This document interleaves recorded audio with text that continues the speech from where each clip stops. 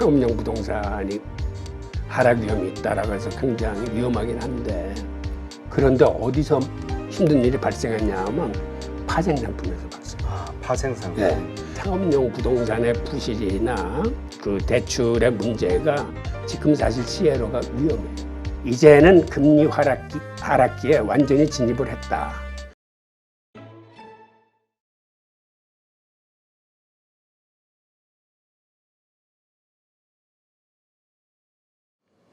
그 다음에는 지금 부동산 시장도 굉장히 위험합니다. 지금 이 발표된 그 케이스실러 지수를 보면 그래프에서 보시는 것처럼 그동안에 올랐던 그 부동산 가격을 지금 거의 다 까먹었어요. 그런데 이 지수 자체가 2개월 후행 지수예요. 그러니까 지금은 이미 마이너스로 이제 내려가 있을 텐데, 이 지금 둔화되는 속도가 예사롭지 않을 뿐만 아니라 지금 이런 상황에서 미국의 모기지 금리가 한 6.39% 정도 되거든요. 네. 그나마 이게 10년물 국채 금리를 억누러 놨기 때문에 지금 이 정도 수준이에요. 그런데 앞으로 부동산 가격이 더 떨어지고 만약에 10년물 금리가 튀어오르기 시작한다면 부동산도 이제 굉장히 지금 위험해지는 거죠. 네. 지금 주택 가격의 하락이 지금 한 10년 내에 최대 하락 속도를 보이고 있고, 게다가 지금 가장 위험한 거는 임대료 하락이 더 심하게 겹치고 있다는 거예요. 즉 임대료 하락이 겹치고 있다는 얘기는 상업용 부동산이건 주택이건 앞으로 가격이 더 떨어질 거를 지금 의미하는 겁니다. 그래서 지금과 같은 현상이 계속되면 2008년도 서브프라임 때보다도 사태가 더 악화될 수 있다라고 전문가들이 보는 거예요. 저희가 최근에 계속해서 미국의 상업용 부동산이 좀 심각하다, 공실률이 늘고 있고, 그리고 여기에 전체 그 PF 형식으로 대출한 게 지역은행들이 한 80% 정도 채권을 가지고 있다. 이게 또 새로운 금융위기의 트리거가 되는 거 아니냐, 이런 부분이었는데, 맞습니다. 지금 교수님 말씀 들으니까 상업용만이 아니라 일반 주택까지도 지금 크게 떨어져 있는 상황이군요. 예, 예. 그러니까 이게 달러를 많이 발행해서 국채를 많이 발행해서 시장이 망가지고 여기 지금 다 연결돼 있는 거예요. 이 흐름이. 그럼 그 말씀하신 그 임대료 하락 부분을 보겠습니다. 네. 지금 특히 미국의 20대 도시에서 사무실 공실률이 굉장히 치솟고 있는데, 지금 오른쪽에 보이는 그래프가 지난해 4분기에 그 공실률을 나타냈는데, 이게 그 한 2, 3년 사이에 공실률이 굉장히 높아졌어요. 그런데 이건 벌써 지난 얘기가 되겠고, 1분기에 보면 샌프란시스코 공실률이 지금 29.4%까지 치솟았거든요. 그게 샌프란시스코가 지난해 4, 4분기만 하더라도 공실률이 20%가 채 안 됐었는데 그 1분기 사이에 이렇게 크게 공실률이 치솟은 거예요. 그리고 이렇게 지금 공실률이 치솟고 있는데 이게 내년 겨울까지 더 치솟을 거라는 거예요. 지금도 나쁘지만 더 나빠진다. 앞으로 1년 반 이상 이 공실률은 더 치솟아서, 즉 이 얘기는 상업용 부동산이 생각하는 것 이상으로 굉장히 지금 위험하다는 의미입니다. 하긴 저번에 저희 무슨 다른 그 전문가분 얘기하시는데 그 4천만 달러짜리인가 뭐 그런 빌딩이 4년 만에 800만 달러에 팔렸다고. 맞아요. 심각한 거죠. 4분의 1 토막이니까. 그러니까 미국이 이렇게 공실률이 왜 높으냐면 그 미국 기업은 우리하고 어떤 문화가 좀 틀려요. 우리는 예를 들어서 직장의 충성도가 직장에 얼마나 잘 출근하고 직장에 있는 사람들하고의 관계를 얼마나 잘 맺고 하는 것이 어떤 그 회사에 대한 충성으로 비춰지기 때문에 우리는 이런 원격 근무나 재택 근무를 하면서도 우리는 그래도 나가서 사람들 얼굴을 봐. 그런데 미국은 철저하게 성과주의예요. 내가 나와 있든 집에 있든 내가 내는 성과만 좋으면 된다라는 게 미국 기업의 어떤 전반적인 분위기이기 때문에 그들은 재택근무율이 우리보다 훨씬 높고 회사에서 일주일에 한 2번은 회사 나가달라고 그래도 거기에 응하지 않는 사람들이 굉장히 많아. 싫으면 잘라. 나 다른 데 갈 거야. 이런 거기 때문에. 그래도 인재를 붙잡아야 되니까. 그러니까 미국의 공신률을 막지 못하는 거야. 그래서 그 얘기 하더라고요. 이번에 그 코로나 때문에 그 빅테크 기업들서부터 시작해서 대형 은행들 그 뭐죠? 재택근무를 실행을 했는 이게 해보니까 너무 편하고 좋거든. 그러니까 많은 사람들이 여기 갑자기 익숙해져가지고 이번에 JP모건 다이먼 회장이 그 일주일에 3일 이상은 출근해라 했더니 다 반발하고 그만둔다고 뭐 지금 뉴스가 나오더라고요. 그러니까 샌프란시스코나 뉴욕이 더 빠지는 이유가 거기에 살던 고급 그 엘리트들이 네. 그 팬데믹 들이닥쳤을 적에 그 비싼 임대료 내고 내가 뉴욕이나 샌프란시스코에 있을 필요 없다라고 교회로 이제 집 사가지고 나왔거든. 그런데 회사에 다시 출근하라니까 이 사람들이 안 가는 거야. 그러니까 특히 샌프란시스코 같은 데가 지금 엄청나게 공신률이 늘어나는 겁니다. 아, 그렇군요. 예. 이렇게 상업용 부동산의 타격이 크다 보니까 지금 고점 대비 한 15%도 빠졌는데 올해 이게 20%나 25%가 더 빠질 거라는 거예요. 아, 그러니까 15% 빠진 상태에서 20% 예. 정도 더 빠진다. 예. 특히 사무용 건물은 그보다 더 빠져서 올해 한 30% 정도 하락할 가능성이 있다는 거예요. 아, 그렇군요. 그런데 이게 말씀하신 대로 상업용 부동산에 대한 대출 비중은 옆에 표에 보시는 것처럼 중소은행이 67% 이상을 대출을 해줬습니다. 아, 네. 그러니까 지금 중소은행이 아까 말씀드렸듯이 장기국채를 갖고 있어서 거기서 엄청난 손실을 봐. 그 다음에 이 상업용 부동산에 대출을 많이 해줘서 여기서 또 지금 엄청난 그 리스크가 증가하고 있어. 해가지고 중소은행이 굉장히 위험한 거예요. 근데 사람들이 이걸 알아, 이미.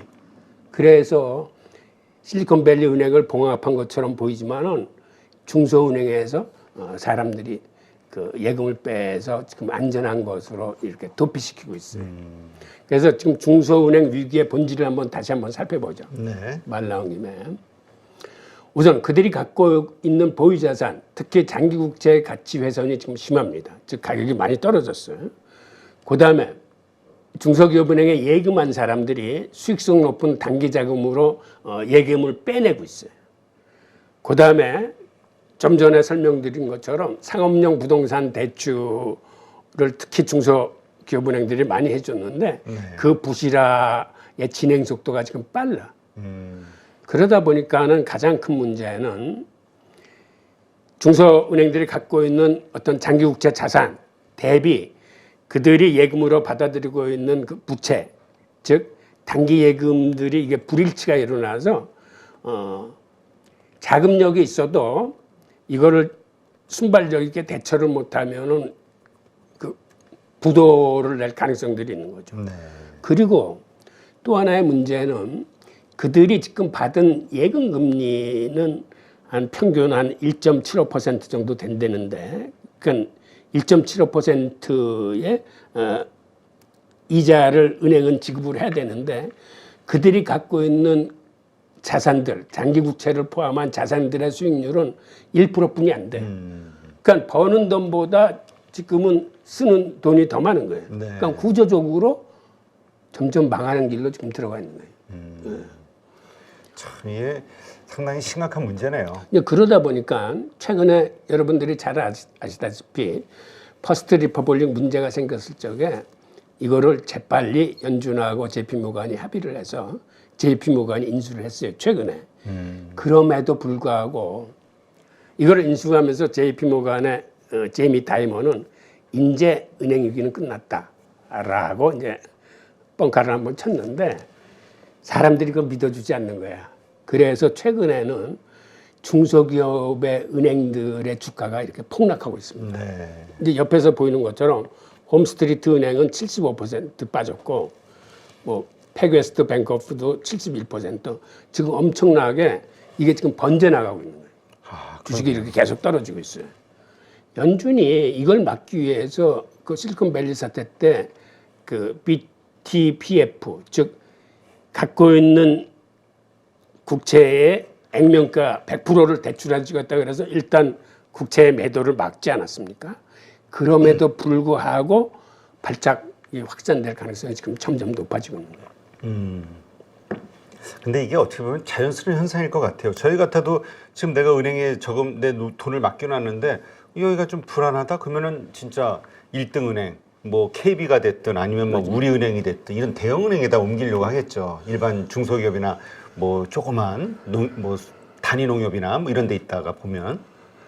그런데 지금은 이제 여러 가지 이런 문제들이 복합적으로 발생하고 있는데, 그런데 사실 실물 자산에서 깨지는 거는 웬만큼 감내할 만합니다. 그 얘기는 무슨 얘기냐면, 우리가 주택 시장이건 부동산 시장이건 가격이 떨어진다고 그러지만 그거 이제 몇십 프로, 지금 20~30% 이제 상업용 부동산이 하락 위험이 있다라고 해서 굉장히 위험하긴 한데, 근데 그런 것 때문에 은행이 사실은 쉽게 망하지는 않아요.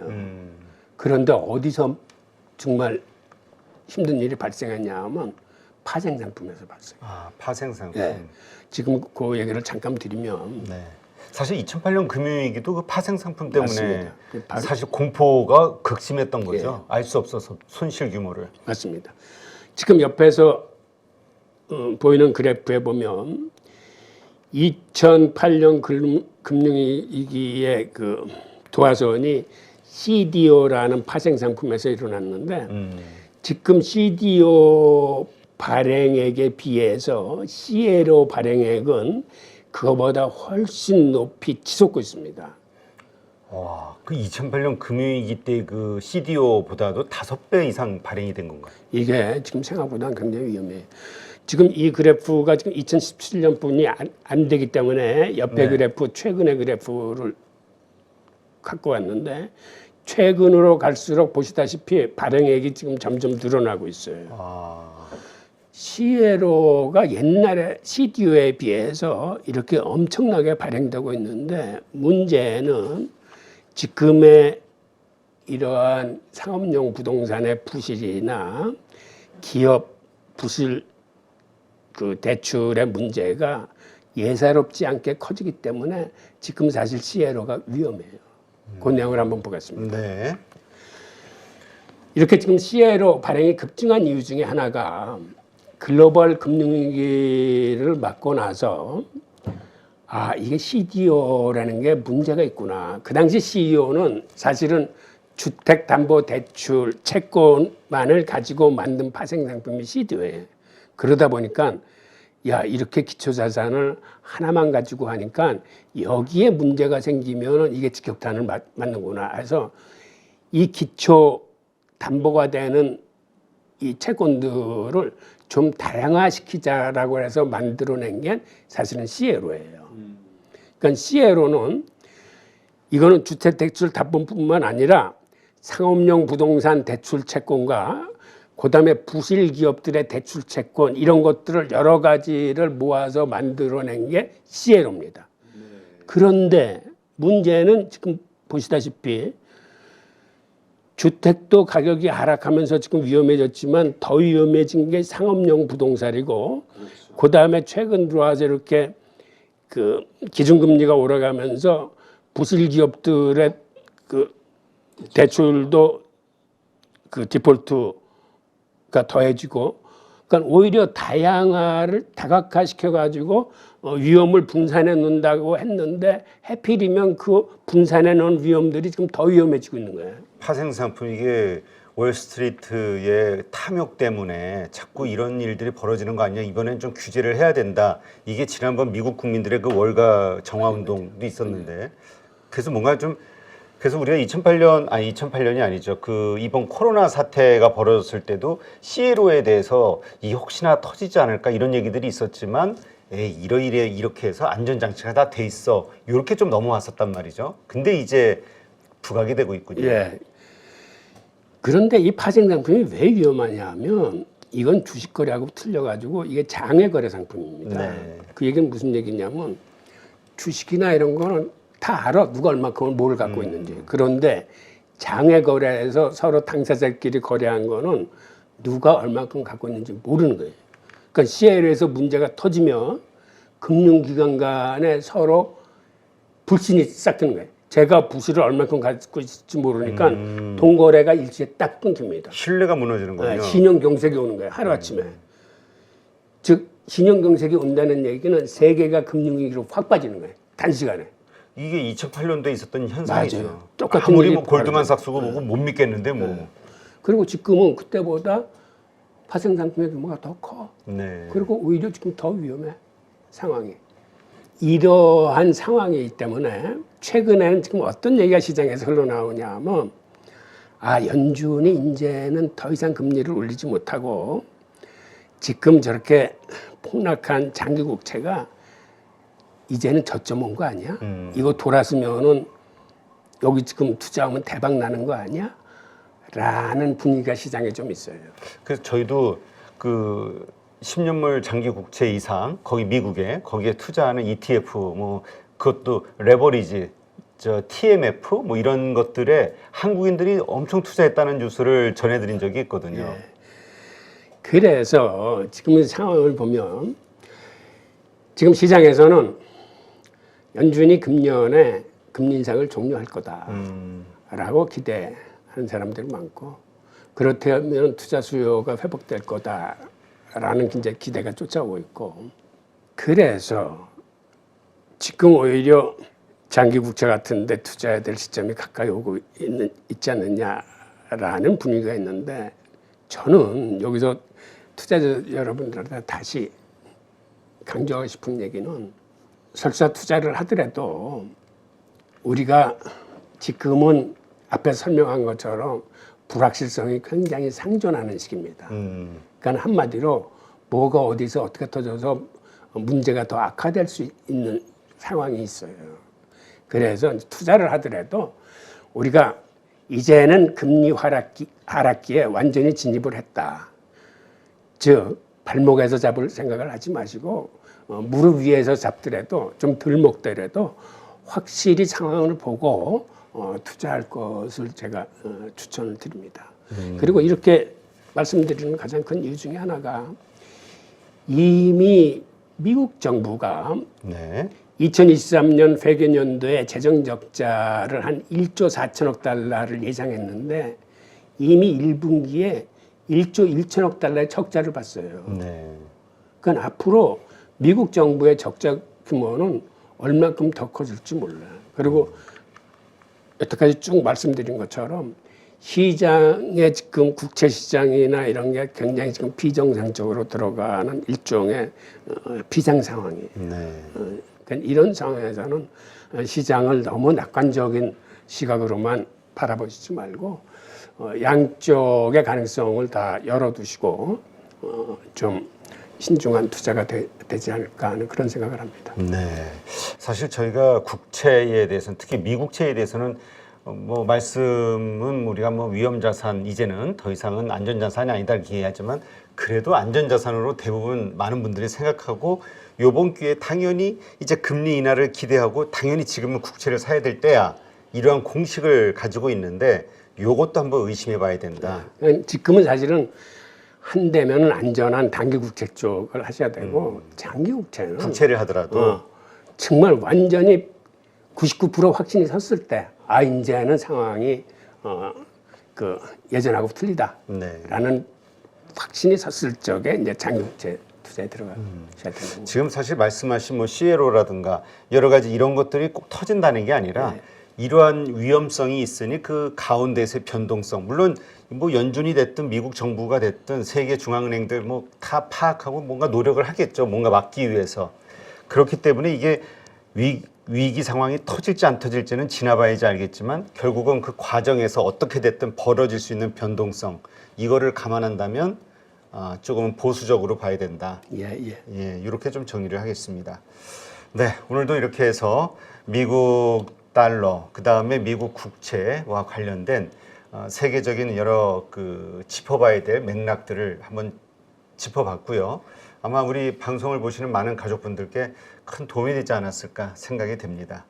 네, 오늘도 이렇게 훌륭하게 거시경제 지표를 한번 짚어봐 주신 우리 홍익희 교수님 오늘도 감사했습니다. 예, 감사합니다.